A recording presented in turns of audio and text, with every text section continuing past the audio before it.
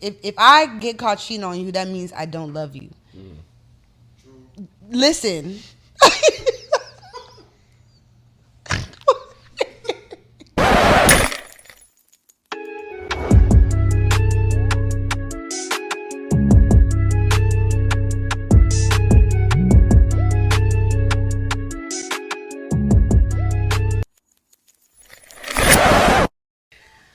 To another episode of Broken Record DMV. It's your girl Crystal Lorenze, and today I have here an African brother. Okay, I'm gonna have to read my notes because y'all, it's a lot of things, which is a good thing. Okay, serial entrepreneur, event specialist, consultant, entrepreneur, content creator, influencer, podcast host, and like I said, a fellow African Yoruba. Too bad he's not Igbo. He should have been Igbo. This is the first time somebody said, like, I got a fellow African, and I'm like, really? I just really, yes, because I think other than Jay Black, he's probably the only African we've had on here. Oh, really? The second one. Mm-hmm. Oh, okay. We haven't had too many. I don't know why, but that's good. I've loved. Actually, this is episode 21, so I'm loving the fact that we're ending it with.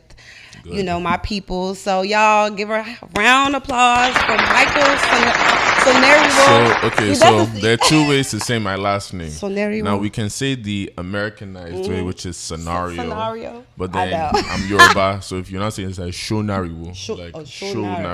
SONARIWO. Yeah, but you know when people start saying that, people get confused. It's like scenario. Okay, no, yeah. When I seen it, I was like, boy, you better say it like how I'm. My last name is Arenze, but you know it's supposed to Arenze. See, that's why I said you say it with an accent too, so I understand it. Okay, so how are you feeling today? I'm good. I'm tired. I've been on tour. Yes, so I've seen. It's been fun. How's the mic? We gotta get you straight? I'm just trying to be comfortable. Okay, myself. Yeah, get comfortable. Right. So it has been a fun tour so far. Been around the United States. Been in the DMV, Atlanta, Nashville. You gotta tell them who you are though. Who is Michael? Oh, who am I? Wow. Yeah, and that's my brother's name actually. Okay. Mm-hmm. So my name is Michael SONARIWO, or SONARIWO as people say. I'm from Lagos, Nigeria, but originally I'm from Atlanta, Georgia. So wow. Born in Atlanta? No, so I was actually born in DC. Okay. So I was born at Georgetown. Then when I was 3, my mom moved to Atlanta, and then I moved to Nigeria. Wow. So my mom made me go live with my grandma. Not like in a bad way. Like my mom just went to go start a new life in Atlanta. So I went to go live with my grandma in Nigeria for 2 years. Then when I was 5, came back to Atlanta. Then I was in Atlanta from 5 till I was 17. And then 17, I got sent to Nigeria with the whole family. So wait. You got sent back? Yeah. I mean, it wasn't like I was 50% of the reason we went back, and then 50% was my mom. So like it was like my junior year of high school. I remember like I'm just about to start it. And my mom's just like, yeah. You're moving to Nigeria. I'm like, who's we? I'm like, we're moving. I'm like, nah, I'm not going. And then it turned to this whole thing where the whole Atlanta actually had to fight for me to stay. Really? And it wasn't until the day of my flight she convinced me, because I had a sleepover at my boy's house. Mm-hmm. So all of them were there. They tried to beg for me. She tricked me to now convince me on the plane because she started crying. And then... Are you the only child? Nah, 3 boys. So I'm the oldest of 3. Okay. So that was another reason she moved me, because at that time I was stubborn. And then... got to Nigeria. I was supposed to be there 3 months. My passport was missing by the 3rd month. Missing? My U.S. passport was missing, and then I had to finish high school there until I was 18. Then I even went to the American embassy to say I'm being held against my will because my mom tore my passport. She took it. She's tore it. Oh, Ma, you wrong. No, but it was the best decision. Like, to be fair, because I did 2 years in Nigeria, 2.5. So I did high school there, finished high school there, then 1 year of college. So after that, I went to England. So I was actually supposed to come back to America for college and all that, but my mom was like, yo, why don't you try England? You've never been.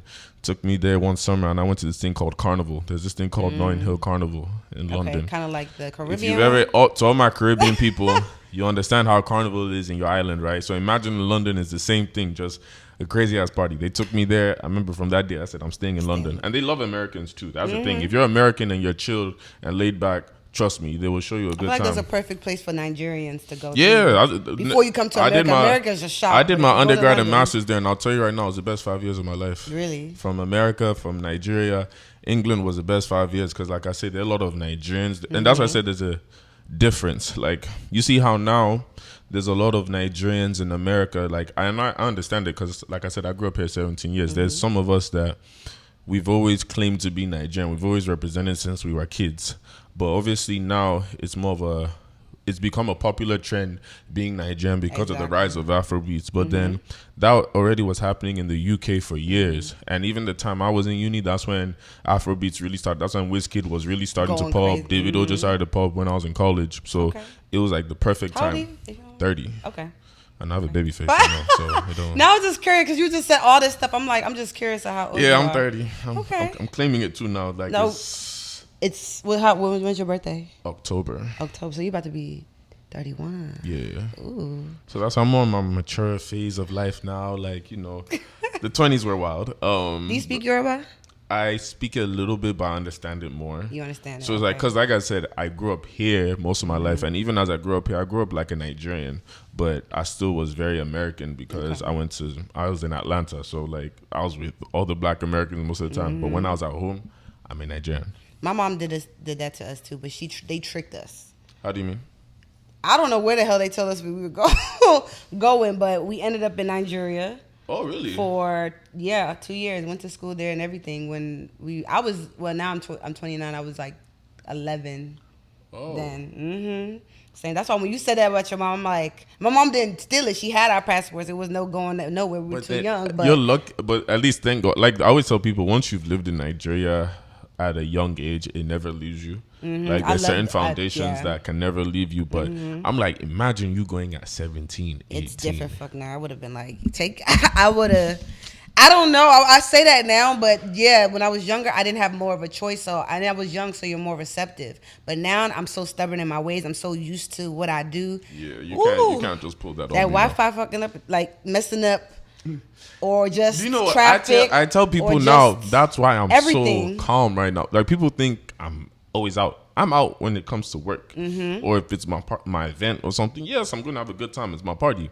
On a normal day, especially in America, I like to go to the park. I like to walk. First off, there's free Wi-Fi here. Let's just start there. There's 24/7 lights. Like you actually. Now I realize what part of Lagos do you live in? Ikoyi. Okay. But I tell people, but you know what's funny? Even me saying that, right? People are going to be like, "Oh, Ikoyi, the nice area."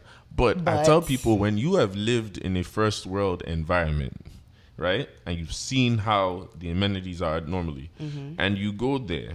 Even if you live in Ikoyi, you still face Nigeria problems. Like I still face NEPA problems. I still face the country problems. Traffic. I still face traffic, probably the worst, especially in Ikoyi sometimes. Like I face the problems of Nigeria, whereas like I grew up in the West where this would be hell if this was going on. Like there could be a national problem if it happened, some of the problems that happened there. Like I remember there was this, like obviously I just came here now. I've been here just a month. So to me, this has been like a break.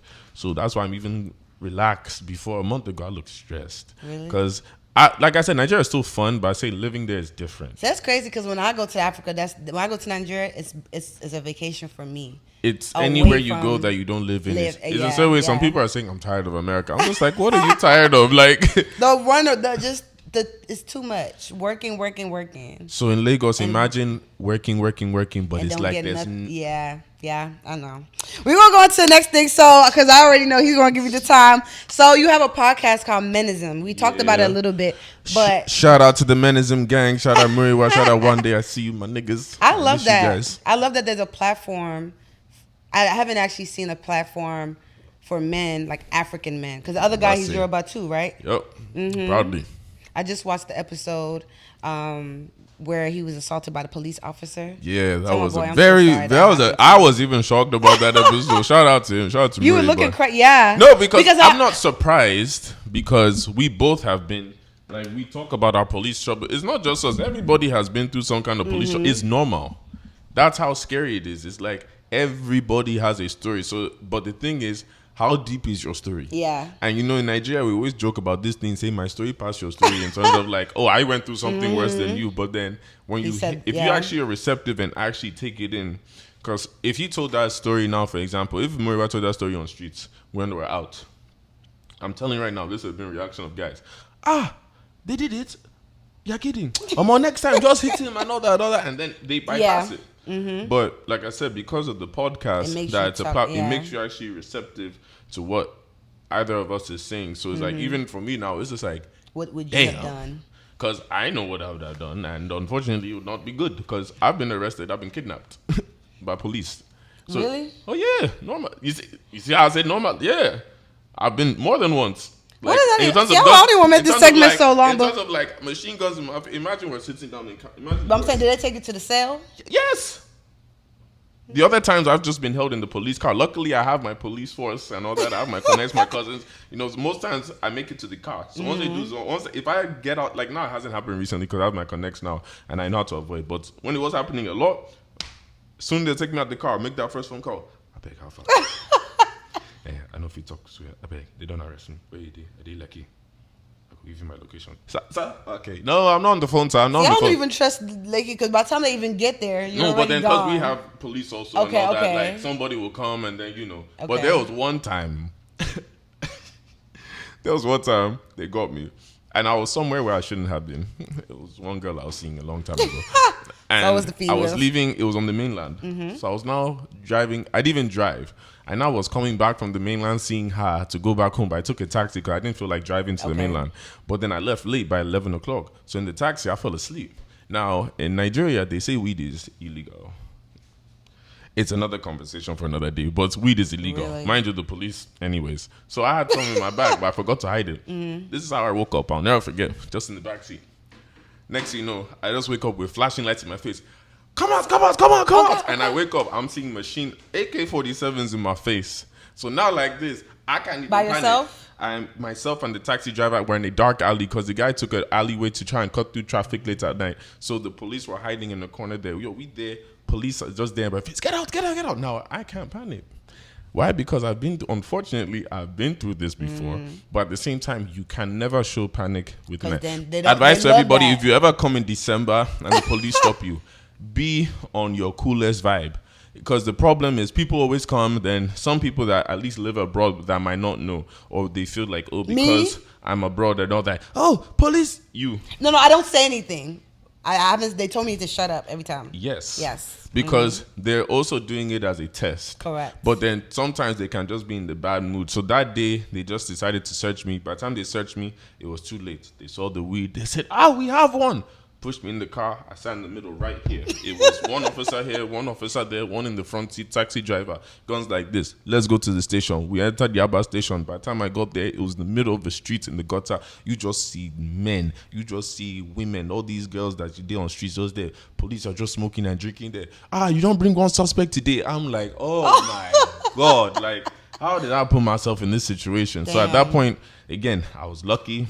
God was looking out for me because I made a phone call to one of my people. They were calling some people.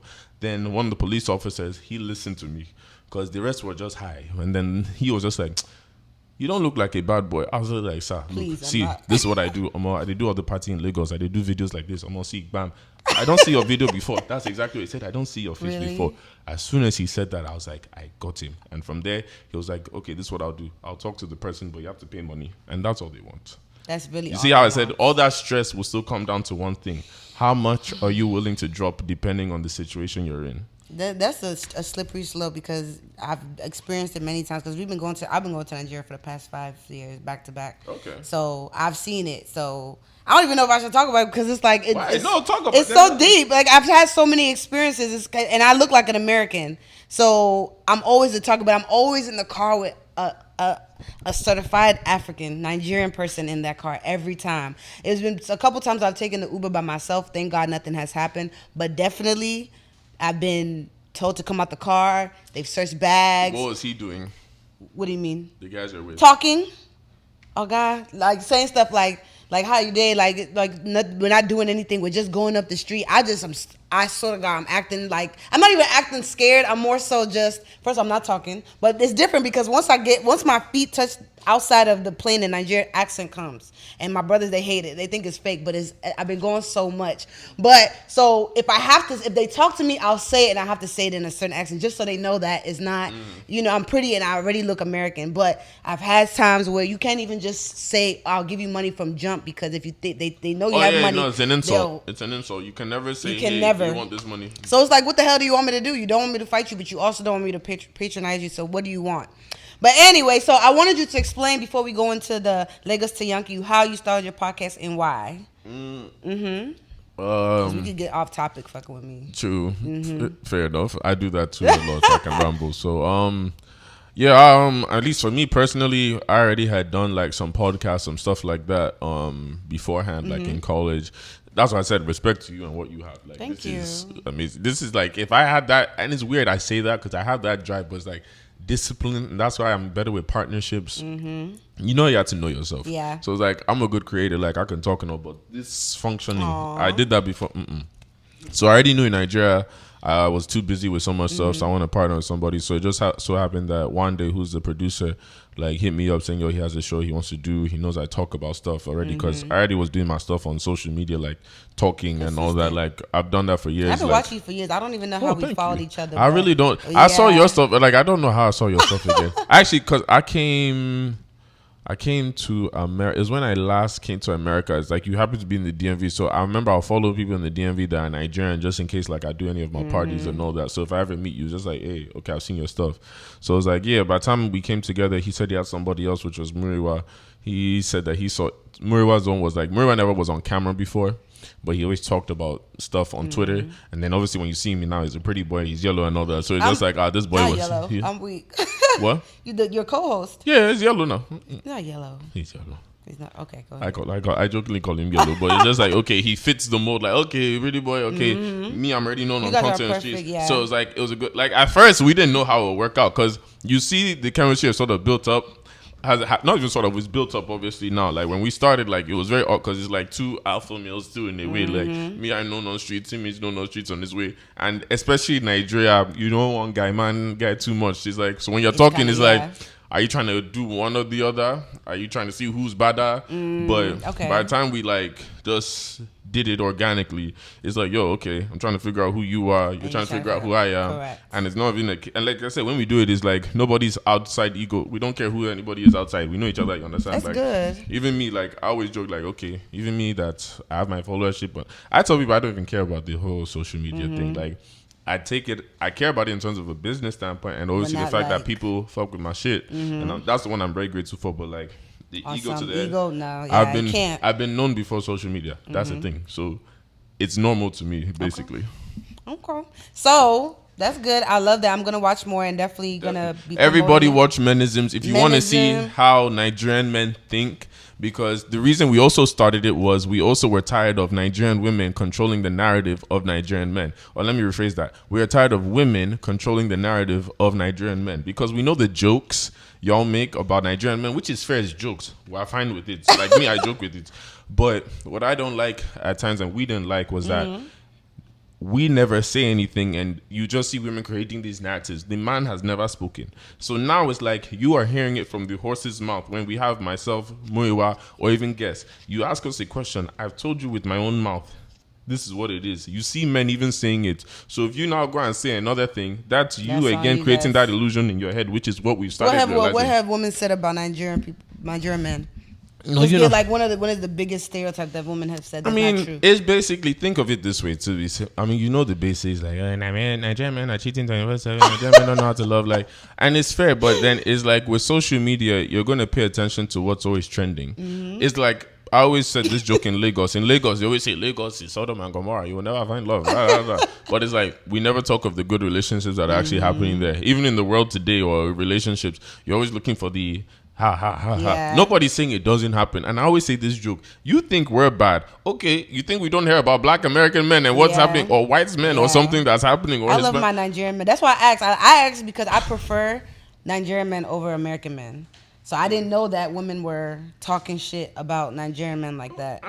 It was, like I said, it's just a trend. Okay. That's why I said, some people I know is jokes. Then you have them people that take it as real. And even us, we're not here to defend every man and say, hey, if you don't like us, like, we don't care. We're actually just speaking our minds. But we are also trying to show a perspective or a side of guys, because a lot of Nigerian men don't talk. We're not taught. We're not raised to talk. We're not raised to speak about our emotions. We're not raised to be vulnerable. It's not unless you have a girlfriend that you're vulnerable with her. But for you to be able to talk out on platforms and stuff now, like, it's like, okay, why not? Yeah. Like me, I have nothing to say.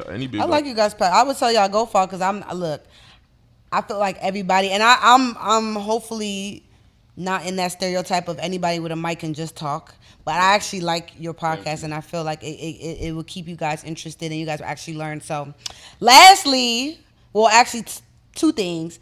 So, Legacy Yankee, Because I thought today was supposed to be a day. I was actually excited, but clearly I had to postpone it because I'm sick. I'm not gonna lie to you. Oh, what's wrong? I'm just my voice. Like you see my voice. Tired. With back to back, all those cities I mentioned was like in a week and a half, and like I said, if people know the origin of it, it was like a rush tour, but it was still a tour because I was supposed to originally do it with a group. Yeah, and then when that thing happened, like all that happened. What happened? What happened? No, I can talk about it. I have no shit on my own. It's very simple. I want so the tea. I started the tour. Okay. Go ahead. All right, so in October last year, I came for my 30th birthday to America. Like I came to rest, and then obviously I'd been blowing up on TikTok, but I hadn't been back to America in 3 years. So when I came, I was like, you know what? Let me go out. Like they took me out for my birthday to St. Eve's. So that was my first time there. I just see how many Nigerians are there. I'm like, what the fuck? Like. Nigerians are going out like this, like, yo. Yep. But at the same time, I remember that day, everybody would be coming to me, yo, I know you. Oh, I watch your stuff. I know you. I'm like, oh, wow. The fuck? And mind you, I've not been to America in 3 years. So I'm seeing all these Nigerian Americans know me. Even in the party, everybody's like, yo, this is. So in my head, I'm like, yo, you do all the parties in Lagos. And everybody comes with it. Everybody, even in December, comes. Why not try parties here? Okay. Yeah. So what I did was the group Nigeria Nation Now. They're a page that reposts a lot of TikToks, like Nigerian African-based content, and they used to repost all my TikToks. So I'm just like, okay, this page at least will have all the followers of everybody that watches me. Make we partner and make money. Like, exactly. And to me, like I do business very simple. It's like let's say the number straight up, and then boom, let's get to work. Like I don't have time for all the bullshit. Like because there's too much money in the world. You understand? Like, if people really think about it, there's too much money in the world. Like, I make money from different things. So, this one thing that I think is making us money. There's other stuff we can be doing. So, long story short, put that tour together in 2 weeks. So, that first one you all saw in November where we did Houston, Los Angeles, Atlanta, DMV. Put that together in 2 weeks. Sold out 3 out of the 4 cities. Over 400 people in every city, except for Houston. Houston was the first one. That probably had like 200 people, and that was the smallest. But first time in America did it. We sold out. Boom. So long story short, we're supposed to do it again this year. So I've been planning it.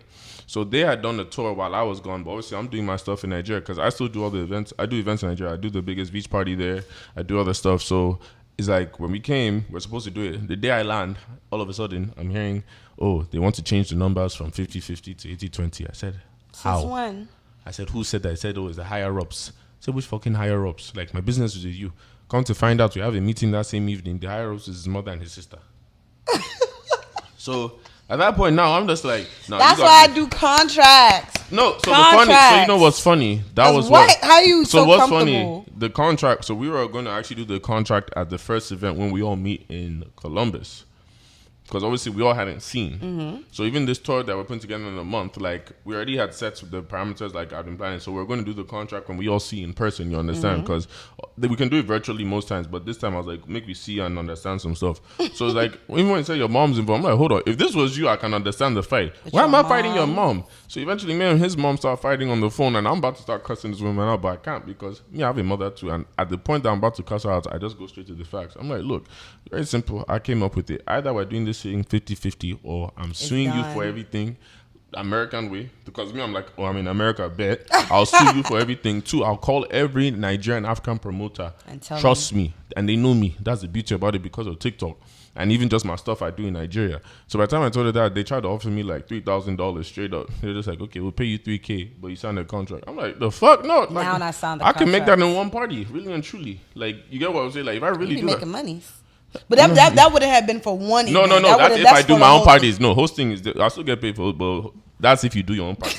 That's if I beg, please. It's not if I'm not charging. Not. I mean, let me just say yes. So if you want to pay me that much to host, actually take it back. Yes, but what I'm saying is like if you do your own event, basically, you can make that. So it's like you offering me that as the contract to keep quiet. Nah. I have my integrity, I'll hold. And that's when I now told the story like, hey, this is what happened, but we're going to do another tour in 2 weeks, 10 cities. Well, I've done 6 cities now, but I've planned at least 10 cities to go to. That's good. I appreciate that. So it's like now, even like I said, by this weekend, it was like, okay, I am exhausted. But then it's like, we also strategically were like, you know what? Instead of just rushing the city, like hosting stuff, let's actually plan some parties. Like we'll do about 4 parties in August. Okay. So those 4 parties will be the big ones. So I have definitely one in the DMV, have one in Houston, Phoenix. We're finalizing today. Okay. TikTok, we just got back from break. He would like to be paid.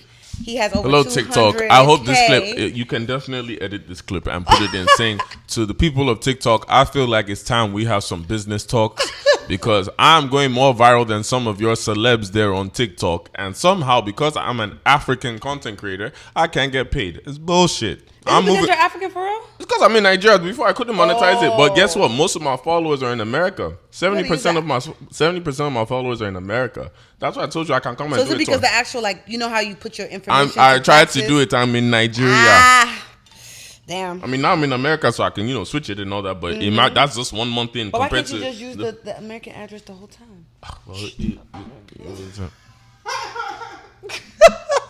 All right, y'all. So y'all already know what time it is. It's time to pick your poison. Ask my guests what's their favorite liqueur drink, and he said Martell, which y'all I have never. It was between that and Jameson. Disclaimer for the people in Nigeria. For the people in Nigeria that see this, I am not promoting any brand. Now waiting, she they give me a drink. Yes, I don't know the name. She comes say name. I don't know. Yeah, I have to say the name because that's literally the part. I just realized, just in case you have American followers, they might have not understood what I just said. Because I'm speaking broken English very comfortably. So he's pretty much saying that he's not endorsing nobody. I ain't endorsing nobody until you give me a check.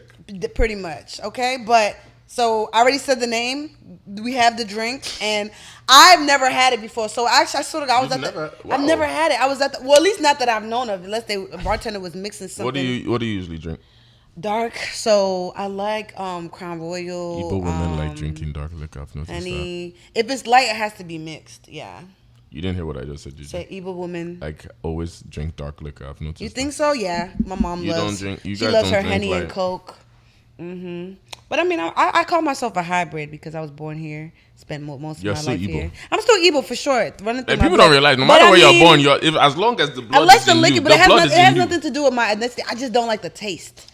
I don't like it unless the white liquor has some type of taste to it. It's like I'm just drinking gasoline or something, or alcohol. Like literally, I don't like it. I do makeup and all that thing, so I actually know how alcohol tastes, and it's pretty much the same damn thing. So that's why. So we're gonna take a shot. So this set part of this podcast, the episode is where I like to toast. I'm actually gonna give it to you because this is my last one. So this is where we toast to anything that you have in mind. Congratulations to another season. Okay, thank you. This is not easy, so it's not. I'm gonna give a toast to the Lagos to Yankee tour. Shout out to Lagos. To my people back home in Lagos that have been supporting me on this tour, that work with me and are my people. This one's for you. And to a new season of your podcast when it starts. Thank you, and thank you for coming on. Let me see. This is definitely it's not that bad. Oh, at first it was smooth. Don't want to mix it. Yeah, I have to mix it. I wanted to try it without the mix because I want to know what it tastes like, but it gives me Nigeria. Because if anybody knows, like when you go to Nigeria, the liquor is not you might have a Henny bottle, but the Henny is completely different. You know what? And I was telling somebody this, like I've been getting way more lit here, and it's not even like I'm trying to, you understand? I'm not like, when I say getting way more lit, it's not like I'm drinking even. I'm drinking less even, but it's, the alcohol hitting a bit quicker. I'm like, whoa. Like, I just had 2 cups. Like, this is my standard in Lagos, you understand? But it's like, okay. Yep, because when we go to Nigeria, we have to drink more. I'm like literally drinking a whole bottle. We can't even believe we just drank a whole bottle. Yeah, it's ridiculous. Well, thank you for that toast. You're the first person who actually give it to. I've been giving my own toast this whole season. So fair enough. Yeah, that was a good toast. So now to the next. You know what time it is. I'm going to pick from this this bowl. Okay, so it's a motivational quote. Okay, says, and if it's something we don't want to do, we can always switch it out. Okay. Always be the first rate version of yourself instead of second-rate version of someone else. Judy Garland. See, that was a good, easy name, y'all. Okay? Did you need me to read it again? You got it? Always be the first-rate version. I don't know why it says first-rate, but first-rate version of yourself instead of the second-rate. Pretty much, okay, so what I think it means is that you're better off. Well, I think you're better off being yourself. It's less energy to try to be someone else. There is no other you. You're unique. So you're better off being you with all your mistakes, all your flaws, all the good things, all the bad things, everything about you should be what you present before, or even at all, you present being someone else. You can have other people that influence you, but trying to mimic someone else is a fail. It's not gonna happen. It's not. It's a waste of time. I was thinking of what like evil thing I could say, but I don't even want to fuck them up today. But no, seriously, that's what I think it means. So what do you think it means? I agree. Same thing. I just feel like be yourself no matter where you go, and be your authentic self in terms of don't be afraid to be yourself. Even me, I have to tell myself that a lot of times, you know. Even now, I've always been myself, but like I say, like as much as you do certain things, like even now, like being more in like the social media space, limelight is like when you go outside, it's like still remember. That's why I always tell myself, like, I know who the hell I am. Like, I'm not going to change that. So I'm not going to front. I'm not going to act like this is me. And it's very hard to do that, especially in your environment. So I know like a place like Lagos, it's hard. Because like I said, you're judged more. Like I feel more free. I always tell people I feel more free in America because like way more free. I don't give a No, because really? I mean, and imagine Nigeria is like imagine dealing with your aunts and uncles 24/7 in Nigeria. Like everybody has a fucking opinion. Like it's annoying sometimes. Yeah. So it's like you have to. So unless when you're strong-minded, you don't care.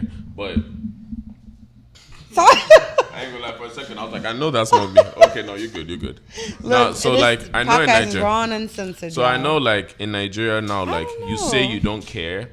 But then you're still human where you notice the things. Like I can tweet, like for example, I'm not near anybody. So I can tweet, make a video, do something that I'm not going to see all the people that comment on it right beside me. In Lagos, on the other hand, I can make a video, tweet something. If it goes viral, I'm going out and I'm seeing all the people I know. Everybody saying, I seen a video. And it's like, it's fine. Like, about the, like... I'm used to it now. No, not even just that. It's just like outside. Okay, that's just me talking on a social media level. So even before that, okay, let's talk about before I even did social media, right? I was already popular. I was already known. Why? Because I already do most of the parties. And even just from that, I've always just been a popular guy wherever I've been. Like, people just know me for whatever I've done. Whether it's sports, because I used to be an athlete at one point. So what sport? So I played American football and I played basketball and I ran track. Okay. Oh, wow. Yeah, so I did that in England. So people knew me because I was an athlete. Then started doing the parties. Then, again, people I grew up with. So I've always been popular. But then, obviously, now it's even more because of stuff. So in Lagos, even before that, Lagos is the kind of place where sometimes, like, you can't feel like your authentic self because even the way you're brought up in Nigeria doesn't teach you to be your authentic self. Your parents sometimes don't let you be your authentic self because, you know, we have all these unwritten rules in the Nigerian household. So by the time you are starting to be your authentic self, it's like, outcast. It's like when you're not being an outcast, you're just being yourself, you know. It's like, even how I said, like, there's differences. You can tell the differences between Africans or Nigerians and diaspora between home because there's a certain level of freedom you guys have. Like, for example, perfect example. You. Look at you now. You got tattoos. Yes. Girls in Nigeria have tattoos.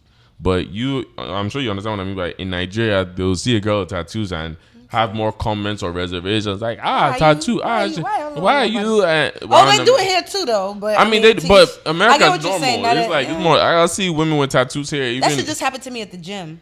Literally goes gym, and the man literally said, like, he said, "You're so beautiful, African." Like, he found out I was Nigerian, and then literally, I don't know what he saw on me. He was like, "Oh, why you have tattoo all over here?" I said, "See." But see, that's an African. But see, it's a stupid backwards African mentality where it's just like, again, as human beings, we can do what we like. Like, it's just African reservations that have that. Oh, she has a tattoo. That's why I said, like, a lot of it is just olden mindsets, older mentalities. Like, even our new generation, like, and that's why I said social media is also. Like, I was doing this talk recently with a panel, and we're talking about how like content is so important because of the narratives it creates. And I was like, hopefully our generation, we're starting to create new narratives with social media about what Africans are, what Nigerians are, because a lot of it is still the olden African stuff. Even people now our age will still talk about the olden stuff, but it's like you got young people like us that are still there living our lives. Like, there are people that have tattoos, that have dreadlocks, that have shit, that live in Nigeria every single day. But nobody talks about us there. You know, nobody says our stories there. You get what I'm saying? So I would have liked to be on your podcast one day. I'm planning on coming there. And, we have women on it. We've had women, and it's been the best. Funny enough, when we have women on there, it's always like lit because we like women, but we always try not to bring too many because we don't want it to be exactly. So it's like we want you guys to be like the guests only. Yeah, exactly. When you guys, I'm here for it. But when next are you coming to Nigeria? December is when I'm planning to. So not only the podcast, but I've never, well, other than when I lived in Nigeria, other than that, in my adult years, I haven't been in Nigeria in December. So when last were you there? Last year. But it wasn't December? No. Okay. It was just before. We always leave like before or... Do you guys go to the village? Yes, we went to the village this time. I've always said I want to go to the Igbo village one day, but they won't allow me. Why? It's family. It's just, again, I'm Yoruba. You have to, No, things. I have friends that they have comfort, they have escorts, that will be fine. I'll take you the next time if I go. You see, again, it can start like that, but my family, they are just like, again, even me, I just left Lagos for the first time, like, last year to go to Abuja, and that was my first time ever leaving Lagos. In terms, I've been in Nigeria since I was 17, but I've never left Lagos. So even that Abuja was a start. So like to now go to. Are you still stay with your parents? I stay with my mom. Your mom? Okay. Yeah. So we so stay. She's like, what? Okay. No, not like that. No, not that kind of protective. No. So the thing is like, no. So I even need to explain it too for people to understand, because I know there's the American side. You stay with your mom? No, not like that. Nah. So I have my space in the house because we have a house in Ikoyi. Mm-hmm. So even like the areas you stay in, see how I stay in Ikoyi. So instead of me to go and buy my own place in Lekki where there's traffic, where there's bills I'll be paying, I'm already in the prime area in Ikoyi. Plus I'm never home because of my work and events. So I have my space in the house, like a floor that's my space. So that's where I stay. But then most times, like you see now, I'm traveling. There was nothing wrong with being with your mom. I was just trying to understand. Fair. Because of course when you're leaving and everything. No, because you know, I was worried. You know, some people say Nigerian men and their mother. I'm like, oh, we have two separate lives. But the only time family comes involved is obviously in Nigeria when it's like extra stuff. So like, if I say I'm going to, again, Anambra, none of us are Igbo. What are you looking for there? You understand? So the whole family will just be like, yeah, going to Anambra care. Okay, who do you know there at least? Why are you going? Even if I was to go to like Ogun State now, that's my home state. It will be like, okay, can we at least provide security? Because Nigeria's not safe. Nigeria's not safe now. Like I'm sure you understand. Like they be kidnapping for real. That's why sometimes we're going to get into the next segment, but that's why sometimes when people say all this, I know I'm not diminishing what anyone's going through in America and like more up-to-date countries and states and all that other stuff, but when you get kidnapped in Nigeria, they're talking I tell people I am blessed. In fact, you know what? When you even mention that, now I think I am blessed I have my family, you know, because before I used to be like, I do everything, because I do everything myself, like my business, everything's myself, but I know who my family is, like behind the scenes, like if anything. So I'm grateful for them. Like I love my family, but obviously I've just been building my own name. But in Nigeria is where your family name matters. So if you like be doing bad guy, I had to even humble myself because for the last 2 years I made sure I did everything myself that nobody can tie it to my family. You understand? So, but now I've now understood as an adult, and where I am now is that drop your ego. Better use that family connect in a place like Nigeria, because it's more connections that get you further and also keep you safe. Like if I didn't have family, like I said, those police situations would have been left. It would have been left. If I didn't have family, there's some, like, you understand, there's some situations or positions I might not be in, you understand? But at the same time, I'm building stuff for myself that now people know me for who I am. Like now, if I go on streets, like I'm good. Yeah. You understand? The family's more of a bonus now. I love that. Yeah. Yes. I'm gonna take my. That was so Nigerian. I'm just like, no, it was Nigerian when I see you put it on the. You gonna give it to me now? Come on. I'm weak. All right, you guys. So he's about to a good question. I'm a little lit. So you thought it was one? You thought it was 2 questions. Have you ever accidentally hit something or someone with your car? No. Have you ever hit a car? My car has been hit more times than I've hit somebody. Like, I'm telling you, my car's been parked and they've hit it in front of my house. In Nigeria. I remember twice, I'll be sleeping in my room. Oga Mayawa. They don't hit your car. Now, the thing is, all the gatesmen on my road, I know every single one of them, because since I've lived there, like, I used to, like, go work out outside or play ball with some of them. So to now, like, they're my guys. Like, if there's some issues now, like, there's one time there was a fight between some of them. I had to, like, run out to go and hold them like they're my guys. So anytime somebody has hit my car, they held the guy. In fact, one of them tried to run. They held the guy. Oh, no, they don't hit your car. I came out. My car is parked. I see somebody has hit the back bumper. It's just damaged. The light is gone and all that. And I'm just looking like, I can do the Lagos thing. I get angry right now. And that's the thing. A lot of times I have to now be the mature one, especially like amongst like my peers. Sometimes like everybody get anger for Lagos. You understand? Because it's a hard place. You understand? You're going through the stress of Nigeria. People are the thing is, Nigerians are naturally kind, fun people. But unfortunately, the environment we're in and the situation, your patience goes out the damn window. So I sometimes now have to, especially like if I'm the one bringing everybody together or something, like I have to be that voice of reason. So even now, situations, I have to use my quote unquote, I like to joke and say Western mind, to say in a situation like that, I can now vex like a Lagosian and get angry. I want to fight. So what do you do? Because they don't usually have insurance. I let him go. I pay for it. Most unless it's stupid. Now, if you are stupid, you are paying. But most times, stuff like that. What if they don't have money? That's the thing. The first time it happened, there was one guy. He was like, "Oh, please, I'll pay." He was begging. Eventually, we held him for a bit. And I was like, "Let him go." The second one was a taxi driver that you knew didn't have the money. He was begging, and me, I'm like, "It's not going to do my ego anything." Free rides for the next. It's not going to do my ego. I don't think you understand how much poverty. I mean, I'm sure you know. When I tell people like the poverty there in Nigeria is stupid. Like, there's so much wealth in Nigeria. There's so much money, but there's too much poverty. It is all around you. That's why I said even in the Ikoyi you stay, you are still going to see the poverty right inside your gates, right outside your gates. So that's why I tell people like it doesn't matter where I stay because there's poverty in front of me. Compared to America now, like there's a difference. You go see I'm in America in certain areas compared to you can live in nice areas, good neighborhoods that you're not seeing it. In Nigeria, it's in front of you everywhere. You don't park. You don't have a compound. You don't park inside. There's no space. Oh shit. There's space, like there's space in my compound, but the thing is like my car's low because it's a Honda, so it's low. So you don't want if I raise it up, like sometimes it scratches the top. So I like parking it outside in front. So yeah, but it's all around you. It's all around you, to be honest. So I've hit a car before, by the CVS. I don't even know. I've slowed down. The thing in America, I ain't gonna lie. In America, if I hit somebody's car. Bro, I don't even know what the hell I did. I hit that joint and it moved. It moved. You know when you know how parking lots are. Like you have this car, then this car. You guys have face. I moved the car.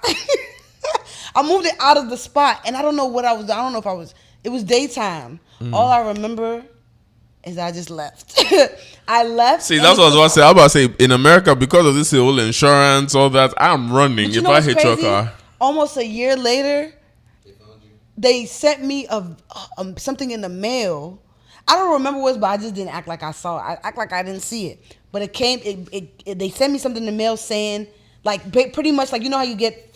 They take photos of your car if you drive past a light. Yeah. They had it's like the camera had a picture of my car. And pretty much, I don't even know what this is. Now it's been like 3 years, but yeah, I hit a car, and that's the only reason I remember is because. See, that's the thing about America that scares me. The accountability, yeah, everywhere.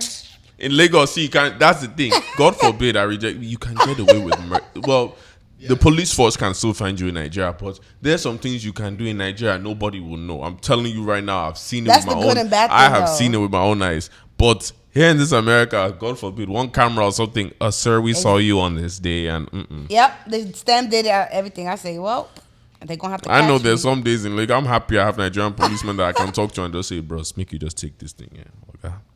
Let's talk with man on man. In America, I can't imagine talking to police officers, sir. Like, sir, no. Can we talk? According to the law. According to the law. Here's $100. Here's $100. You know what's funny? I'm like, in America, I'm like, if I offer you $100, why would you take it? Just take it. But in America, some people, it depends, but that's because they feel like they're being set up if they do that shit. And $100 compared to their job, would they just train? Okay, what about $500? I'll take it. If you're a police officer, you're trying to stop somebody for worst case, let's say broken tail lights. They now say, officer, I apologize. They'll take your money. Here's 500. Can I just go? No ticket. I don't want my name just written down in anything. Exactly. But if I pay the ticket, don't I get like a court something you might get a point. in a document or something. You might get a point. Just take the 500, officer. Just take that 500. You think you want? I'm weak as hell. Okay, you can pick another question. Okay. So we're gonna pick a couple until I know you gotta hold that mic. Unfortunately, I'm sorry. I don't know what's better now, yeah, I don't know what's going on. It's emotional. All right.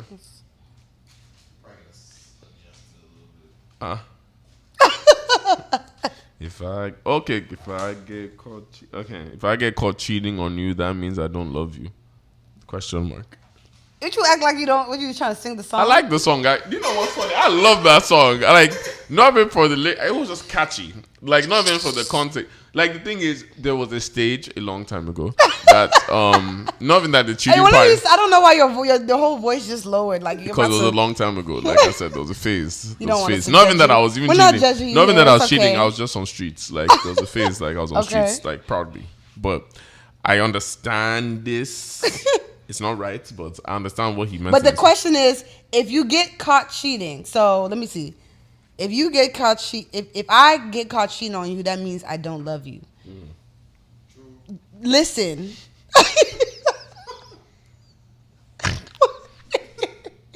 But no, seriously. Because you have a men's podcast, so you know what type of time this is. No. So, but seriously, now. No, seriously, because when you read it, I see what it's not. We're not being so technical. I was trying so hard to hold that drink. Trying to kill yourself. No, you actually bringing my podcast into it, saying you have a men's podcast. You have a podcast. No, that's how narrative is created. No. Now, no comment. We're not being literal. We already know you might have feelings. It's not to say you don't love the person, but seriously, if you cheat on someone, no comment. Really? I'm joking. Yeah, just don't even do it at all. But don't get caught. Don't get caught. Like don't even do it. But doesn't that seriously? If you like, I understand. If we're being hypothetical, I understand it because it's true. Because there's some things you will not do. It's like even if let's start even from talking stage. Even during the talking stage, I'm telling you, my girls ain't seeing each other. They don't know each other like that. Hell no. I'm not one of them. No. We don't cross paths. You might not, but they might. You're a celebrity. They might cross paths, but they won't know. Okay. They won't know. If I had to deny something, hey. See, ladies? It's not about ladies. No, you see? But you see the situation I said it. Talking stage. So it starts from little shop. So even what you said, you're right. But even if you want to start from the early talking stage, for me, I can only speak for me. Even from early talking stage, my girls, they can be in the same party. But this not talking stage. This says cheating. You can't cheat if you're talking. But this is relationship. But it starts from little stuff like that. And then it builds up. In relationship, that one, you really don't care if they catch you. You don't care. So me, I'm just telling you, like, even from the talking stage, I don't even let my girls see each other. So imagine a relationship, but like, I'm not even saying you should be there. I'm just saying hypothetically. You see, I've been on a podcast before. I know how this works. What? It's not me, no. You see, hypotheticals. This is what happens when you're trying to deflect the truth. No, I've said can't even answer the question, said the answer. Like, no, because I've said the answer. Like, it starts from the little things. Okay, so if I'm cheating, I've said we've actually reserved some of these questions, so I'm sticking to what I said. If I cheat on you and we're supposed to be in a relationship, I don't love you. There's no way I could love you. Fair enough, because what? And that's why I said don't do it at all. But that's why I said you are saying if you want an answer. That's why I said there's a difference. But you said the truth before you said no. No. Let's just speak. You see, this is how people get in trouble now unnecessarily. Are you dating right now?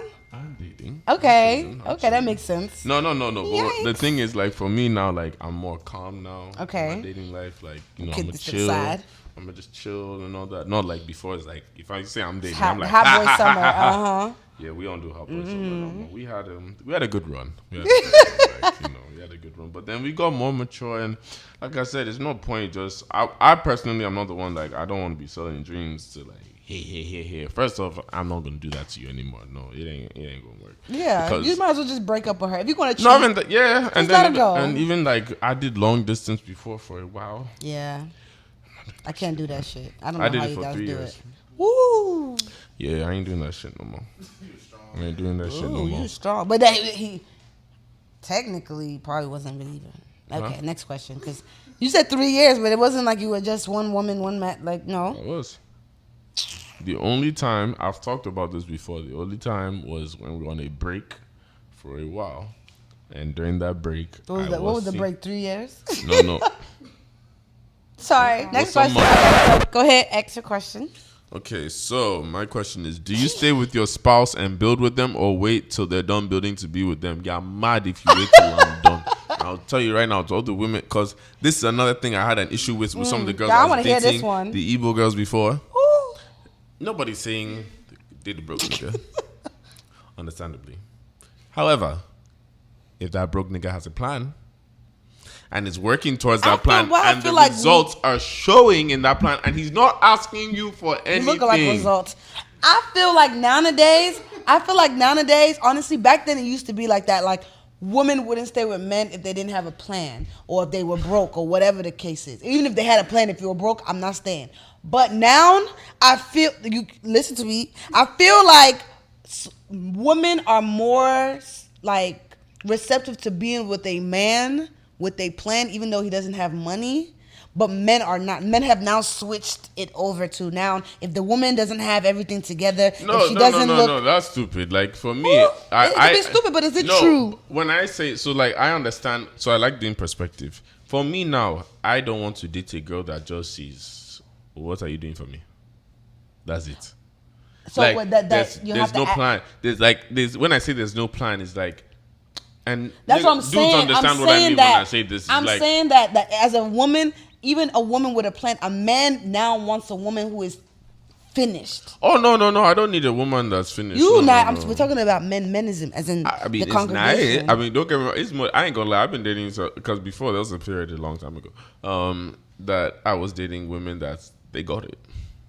I was still building my shit. And it was motivational in a way, because I said, I'm not asking you for anything. What's my own? Like me, I have male pride. Call it male pride. That's, unless, you see, my male pride, especially as a Yoruba man, is I cannot ask you for money. I can never ask a woman for money. Like, even if I'm dying. And even if I'm dying, I will make you sign a contract first. So I can protect my pride to know that, whoa, okay, you put the contract. Now that you give me the money, then later I gave him money. No. Can't See, say anything. The Yoruba me is too strong. So there's that. But then I've dated women that probably, and because that's the thing, a lot of women are making money. Even all these young women, like, they're hustling. So for me, I had to swallow my pride at one point to understand how women operate. Women are more mature than men in a younger phase because, it's just natural genetics. Like in my 20s, like, I'm still ha. Some girls are already ha. And it was like this last 3 years that I started seeing that difference of some girls on their hustle shit. They have 4 businesses, 5 businesses. You're like, what the fuck? I thought you just do instant shit. Like, you get what I'm saying? But it's like, they want their own money too. However, in having their own money, they would not mind, or they would like if a man that they like takes care of them. Fair. So it's the same way for me. It's like, I would like to have money. It sounds good because... Well, and it's your perspective. No, I'm and not as I said, for me now, like again, like me now, obviously, I'm working hard that I'm comfortable for myself and those around me in terms of my family. Like, I can take care of my family good. The woman I'm dating, or any woman in my life, like, you are good. You understand? You don't have to worry. But obviously, at the stage I'm in, I'm good still. Like, I can do what I need to, but I can't do certain things. Like, I'm not about to go and buy you. So, what if you right now in your in the space you are now? I want to know if I should add. No, I'm not gonna add anything. Where you are now, pop in Instagram, Twitter, everything. So you have your thing going. Money is steady. There's a woman that doesn't have what you have, in the sense that she might be living. She may have a roommate or live with her parents, but she has a plan. But she's not where you are at all. That's fine as long as you have a plan. Like, and that's why I said depends on what the situation is. Like. Again, any girl I date... And will you be the type to, like, want to see the plan? Like, you say you have a plan. No. Are you that I think that's an American... What I've noticed, I can't lie. That's why I said it's an American thing. Because in America, since I've been here, all these ones have been, you guys have a plan. What job do you do? I'm like, Jesus Christ. Yeah. Like, I feel like because Americans move faster. Nigerian is slower. Nigerians so who are you finding that? The fact that the girl says she has a plan, I go trust her. Don't worry. Any babe that says she has a plan, at least if I see it, I trust you. You understand? Mm-hmm. My own is just as a guy, like it depends on what you are relying from me right now. Like if you're relying on me to pay your rent and do this right now and all that, it's like, hold on, are we even serious? That why? Like, you know, in America, there's also like, I ain't just paying no girl's rent unless we like serious. Yeah. It's not even about plan. It's would you pay her nails and her hair and things like that sort? Yeah. I mean, well, to be fair, no, do you know why I said, yeah? Do you know why I said yeah? Because in Lagos, wait, let me explain why. In Lagos, yeah, pay your nails, pay your hair, yeah, no problem. If you need to. Useless. No. Based off exchange rate, because here in America, I've heard like $200, $100 or something for it. And I'm like, wait, so. I mean, to be fair, if I'm making dollars and it's the same like Lagos, then yeah, I can. But again, it's not for every girl. I'm not about to go and do it for any girl I just see. No, unless you're my girl. Because again, I'm not going to sell you that kind of dream. What's the question? No, this is the building with the spouse. Building. Sorry, because I got to forget. I got to answer this damn thing too. So, would I be... Yes, now... Well, let me take it back. Before, I was with building because I like power couple situations. That's how I've seen before my dad passed, they were married. I saw them owning stores. I saw them struggling. I saw them doing everything together. So I've always admired it. But now, you guys have tired me. Did a man ask you for money? So now, did a man ask you for money? Now, did a man ask you for money? No, a man didn't ask me for money. I think what it is it's two things. Men are too comfortable sometimes with women that have their own thing together because it's like she has her own. Because initially it's supposed to be like a man's supposed to be working to provide for the woman, but if the woman's already pretty much doing what she needs to be doing for herself and almost you cooking, cleaning, everything, and you can do the bare minimum, you'll be relaxed. You'll do the bare minimum and relax. No. The second one is, which has been really bothering me lately because I don't know, I'm pretty sure it's just an American thing to a certain extent, but I've noticed, I'll tell you most of it when we get off camera because I can't say all the business. Fair. But I've noticed because since between COVID and my dad passing, because those things happen back to back, what people have seen on social media or think of me, because I'm rebuilding myself back up, because it's not matching the way they think it should match. It's like been a certain type of, and like, oh, they think that, oh, I don't even know how to explain it. Oh, they're supposed to chase a certain way. They're supposed to do this, do that. Or she lives in a mansion. She lives in a big, and to each is his own, you know?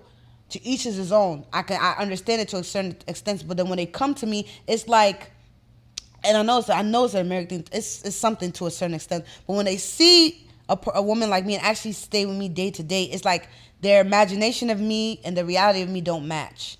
But any man with common sense would know a woman that's really working hard and getting her thing together. But because it's not matching, you thought that I was supposed to be riding Range Rover. You thought I was supposed to be, you know, cashing out $5,000, just having money, having just all that, and then you kind of disrespect me to a certain extent. I think it depends on the guy. I think I always tell women, like, it's weird. I learn a lot from women when they say certain things with guys because you learn more about guys. And it's not like, just one type. No, that's what I said. I can't. Again, you speak for yourself. Get my drink. There's some guys. You guys say these stories. I'm surprised. Like me, again, I can't speak for myself. Me too. I'm surprised. I've grown up. So like for me, I swear. I'm thinking. As I said, I'll come back to myself. I'm thinking long term in terms of where you are now is not where you're going to be in 5 years and 10 years. I've been in different phases of life where I've been with the biggest ballers. I've been in phases of life that now me they hustle. We they hustle our way inside. And then I've been in stages now me be the guy. You understand? There's different phases and I'm now in a phase that's like I'm good. I can be anything I want to be. But it's like even with women, you saying that now is like when it comes to women, like you can have money, you don't have money. But like I said, as long as you have ambition or you want to go somewhere. That's what I thought. I'm not relying on you for anything. Most likely I'm relying on you for, even if it's a friendship, it's the same energy I give. Is like, yo, if we can encourage each other, like, you know, good energy to each other, like we're good to each other, we're kind to each other, respect to each other, I will give you the same energy, motivate you if I need to, or talk about shit if you're free to talk, and I'm free to talk. It sounds good. That's what I thought. That's what I thought. And then again, it's you have to figure out the people you're around, because everybody can show one side of them. I'm moving to London. Everybody can show one side. Again, I don't know how it is in America. Where are the good men? I don't know how it is in America. Where do you think I should move to find a good man? I can't tell you anything because I cannot vouch for any country. Everybody's different. But what I'm just saying is, like, it's just, like I said, it's a hit and miss sometimes. But as long as you know yourself, the things don't matter. Like, that's why I said, like, for me, I know myself. Like, I've grown up around women that have made money their whole lives. Like, my whole family is full of women. So I've never been intimidated by a woman making money. If anything, we're not just talking about money. We're talking about building up in general. No, even building up. Like, if you're building, for example, like, even the perception, like, there's some, okay, it's like some girls you see on Instagram, you may have a perception, this girl's always rolling around with money, or niggas with money and stuff like that. Yo, there was a time I was dating, I had no money, I was dating girls with money. All right, y'all, so thank you so much. This is episode 21, y'all. This is the end of season 1. Thank you guys so much. I'm excited. So to round this up, I have a gift for you, Michael. Well, gifts for you. Oh, wow. Yes. Sorry. Yes. Stay ready. Dun, dun, dun, dun. Wow. This is for you. Thank you. This is actually, wow. So you can show them what I got you. Wow, this is actually funny. Sit, girl. And we got a guest on the show, too. Yes. So I thought about it, and I was like, no, I have to get him one because I feel like. This. See, this is how you treat your guests when you come on podcast, people. So if you're watching, this is how you treat guests. I feel like you definitely deserve it. Thank you. I love socks. Yes. That's a funny thing. I love socks. From RenzeQ.com, y'all go shop. And a shirt, right? Yes, but read what it says. Men deserve. Men deserve peace. Amen. Amen. No, Nigeria, thank you. Aww. Thank you. So thank you so much for coming on. Do you have any last shout outs? Yeah. For all the Nigerian Americans, for all the Africans, for all the people in America that like Nigeria, things that's going on in Nigeria, make sure you follow me. My name is Michael SONARIWO. I do a lot of content that speaks about Nigeria and Africa. I also run the biggest beach party in Nigeria called Sunday at Ilashe. Does your boyfriend know you're there? But it's called Sunday at Ilashe, you know. If you want to see all the baddest bees, if you want to see the finest Lagos men, if you want to have a good time in Nigeria and experience what the beach culture is like, that's what Sunday Ilashe is.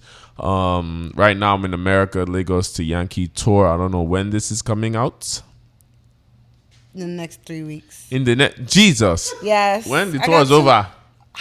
But I can always use. I don't know. I don't want to lie. I mean, we would have done some cities by then. Yeah, but by then I see that on your whoever's on your watching link, this, they can go watch the videos and recap. You can go back and watch the recaps on my TikTok and Instagram because, like you said, time.